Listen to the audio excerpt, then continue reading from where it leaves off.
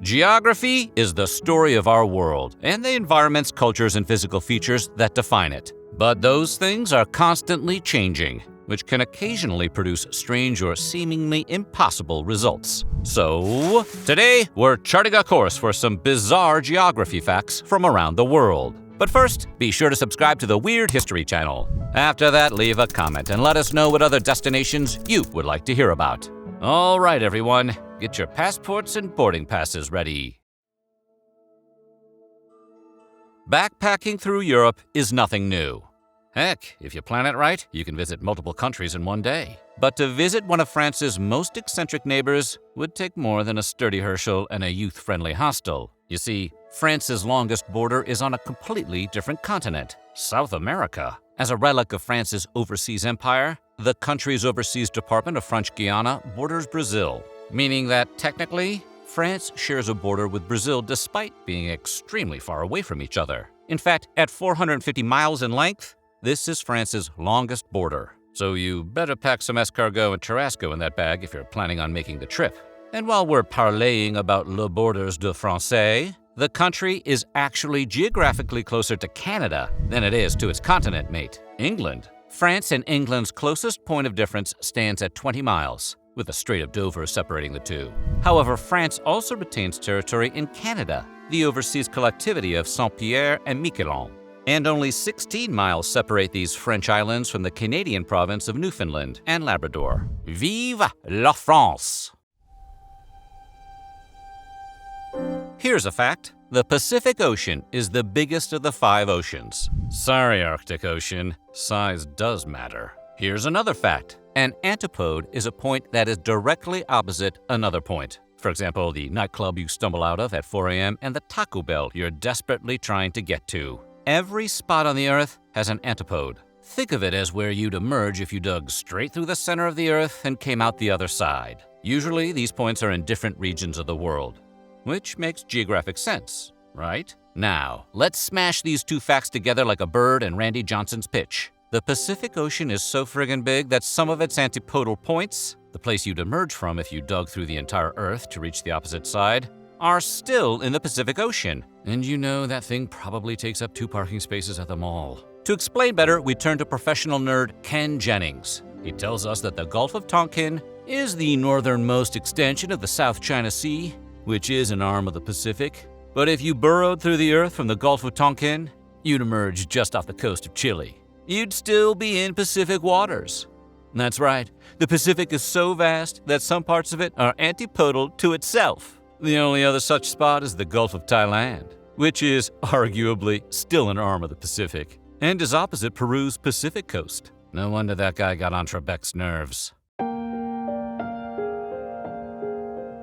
In William Shakespeare's Hamlet, there's a play within a play. In Christopher Nolan's Inception, there's a dream within a few other dreams for good measure. But the nation of Canada must have seen that play and watched that movie and thought, we're having none of it. Or in Canadian, we're having Nunavut. Because in Nunavut, Canada, among the polar bears, ice sheets, and socialized medicine, there is an island in a lake that is on an island in a lake, which is on another island. Is your head spinning yet? Let's rewind that back. Nunavut, Canada, has the world's largest island in a lake on an island in a lake on an island. And while that particular geographic formation is so specific that it doesn't have a catchier name, it happens enough that an island in a crater lake on Volcano Island in Lake Taal in the Philippine island of Luzon used to be the largest island in a lake on an island in a lake on an island. Boy, how do you engrave that on a trophy?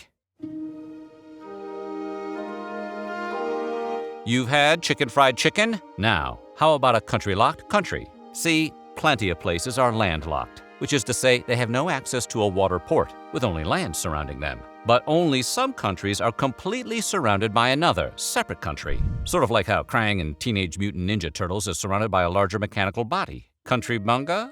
For example, take the African country of Lesotho. This small nation is completely surrounded by the bigger country of South Africa. As one citizen of Lesotho put it, Lesotho is not just landlocked, it's South Africa locked. Other countries with this unusual living situation include Vatican City and San Marino, both independent states completely surrounded by Italy.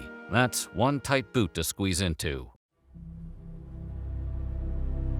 Antarctica is known for three things. It's where all those penguins marched, it's where Metallica performed a concert called Freeze 'em All, and it's really friggin' cold. However, despite these frigid conditions, Antarctica is actually technically a desert. And while you might think of the hot, sandy dunes of the Sahara or Kalahari as your typical deserts, all you need to classify is a little precipitation and a lack of vegetation. And Antarctica checks off both those particular boxes. But this unique continent ain't just any desert. It's the world's largest desert. And you know those camels in the Gobi Desert are sweating that fact. Maybe they can get Megadeth to perform there as a consolation prize. Antarctica also has 2 active volcanoes. Another geographical surprise, given that we tend to imagine volcanoes as only existing in warm, lush places, like Hawaii or Italy. And Antarctica's volcanoes have some pretty serious names: Mount Erebus and Deception Island. The icy desert continent also has 138 inactive volcanoes in its western corner alone, and scientists are confident they'll find more.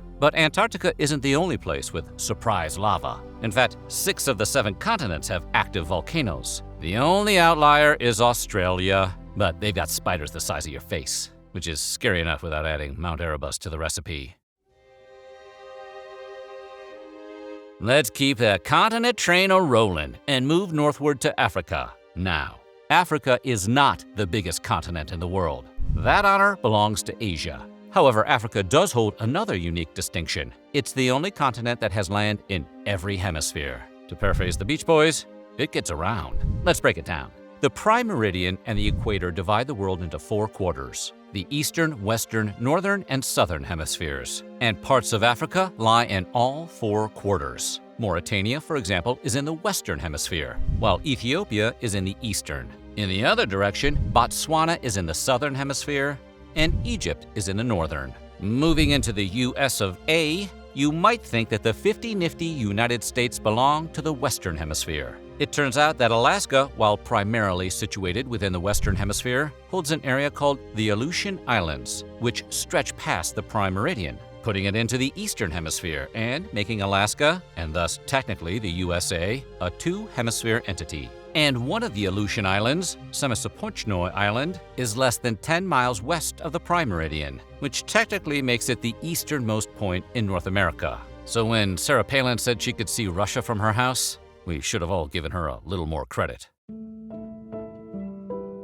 Russia claims only a small fraction of the world's population. Fewer than 2% of all humans live there. But those that do have struck up wonderful friendships with vodka-drinking bears. Russia's Darovia, Baloo. But what Russia lacks in population, it more than makes up for in land mass. With its 6.6 million square miles of land, Russia has more land than any other country. The better to have spontaneous dance parties to Eurovision techno-bops. All that land mass also means Russia boasts more time zones than any other country, 11 of them, which amounts to almost half of the 24 time zones around the world. So if you absolutely love resetting your watch, Russia is gonna be your Disney World.